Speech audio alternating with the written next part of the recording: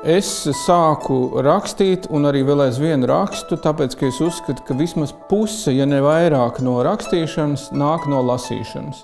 Es vienmēr esmu bijis diezgan liels lasītājs, un bez tādas kārtīgas lasīšanas rakstīšana nav iespējama.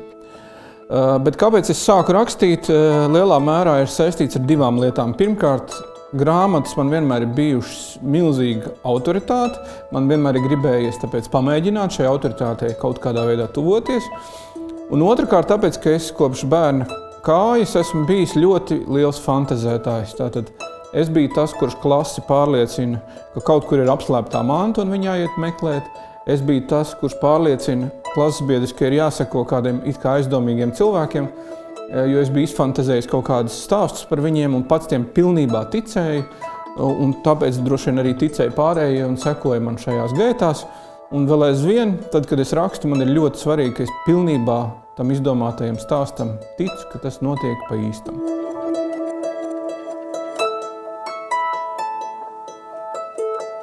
Jā, Māras gadījums ir ļoti īpašs man, jo es šo tekstu pilnībā esmu veltījis, kā lai to saka, drosmes problēmai un pieaugšanas problēmai.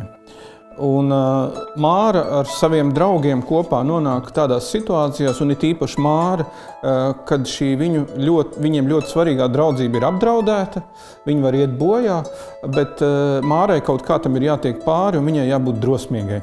Un tāpēc Māra man ir tāds liels piemērs, kā jaunam cilvēkam būtu jārīkojas, kā būtu jātiek pāri grūtībām un kā būtu gal galā jāpieaug un jāizpauž pašam sevi.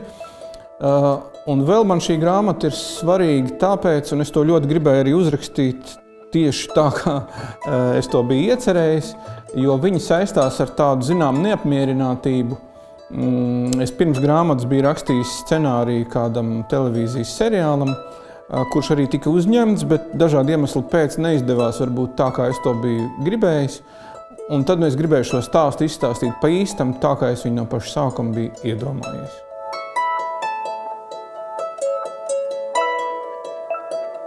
Jā, grāmatu varoņi man ir gandrīz ka pats svarīgākais, ar ko stāsts parasti sākās.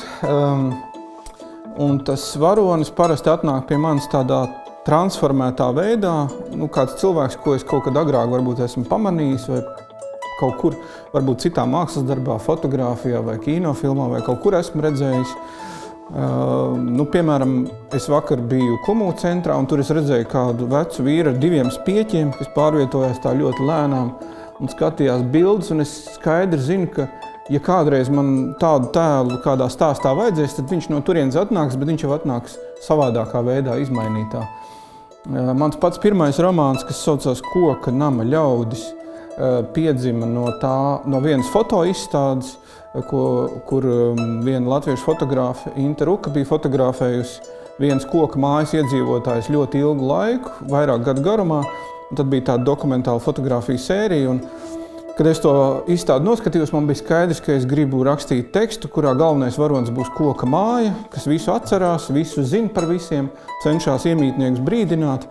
Un tas arī kļuva par galveno varoni šajā romānā. Un, jā, lielā mērā mani teksti sākās ar kaut kādu varoni.